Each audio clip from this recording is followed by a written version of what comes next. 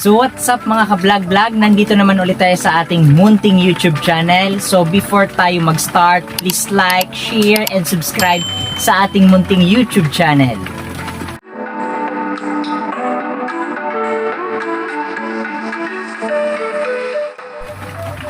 Ngayon, pag-uusapan natin mga ka-vlog-vlog kung ano ba yung calcium, ano yung benepisyo ng calcium sa ating mga alagang layers, at ano yung mga indikasyon na kulang sa calcium yung ating mga alagang layers. At syempre, pag-uusapan din natin kung ano yung pwedeng gawin para mapunan natin yung kakulangan sa calcium ng ating mga alagang layers. So ano nga ba yung calcium? Yung calcium ay isa sa mga minerals na kailangan ng ating alagang layers para sa kanilang growth and development at syempre sa egg production ng ating mga alagang layers. Yung calcium kasi mga ka-vlog-vlog, ito yung mineral na kailangan nila para lumaki sila at tumibay yung mga bones nila sa kanilang mga katawan. At the same time, talagang importante yung calcium para sa egg production. Una, para tumibay yung kanilang katawan, at ikalawa, para tumibay yung shell ng itlog na kanilang mapuproduce, para mabawasan yung tendency na magkaroon ng soft-shelled na itlog na mapuproduce ng ating mga alagang layers. Ano nga ba yung mga indikasyon na kulang sa calcium yung ating mga alagang layers? So, ang una dyan ay yung kanilang growth development. Kapag napansin mo na below 20 weeks old, nananatili lang yung laki nila ay parang below 16 weeks old, ay ibig sabihin ay kulang sa calcium ang inyong mga alagang layers kasi walang growth and development sa kanilang katawan.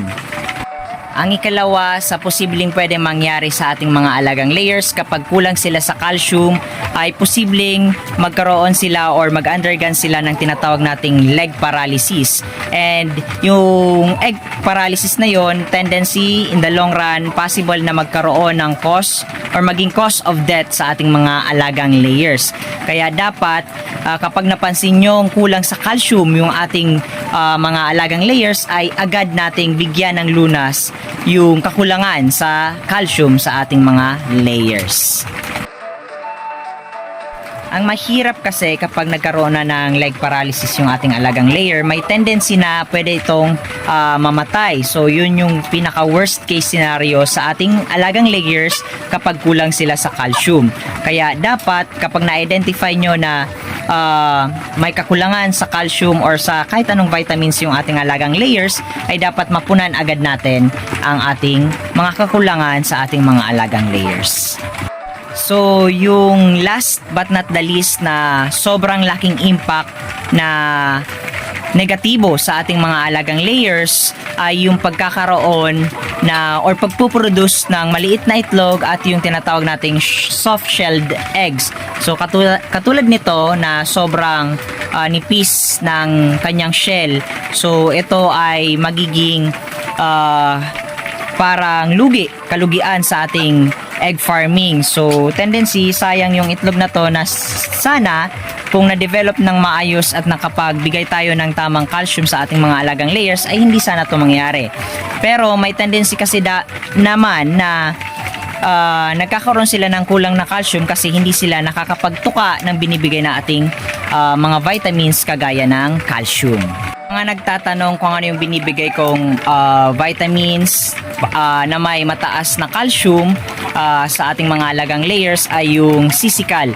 So yung Sisical powder, yun yung ginagamit natin. Hinahalo lang natin sa kanilang feeds or patuka para at least ma-intake ng ating mga alagang layers para at least masolusyonan natin yung kakulangan ng calcium sa ating mga alagang layers. So maraming salamat sa lahat ng supporters ng The Backyard Farming. Sana may natutunan kayong bago sa ating bagong episode. At kung may mga katanungan kayo, just comment down below para masagot natin yung inyong mga katanungan regarding sa egg production business. Maraming salamat mga ka-vlog.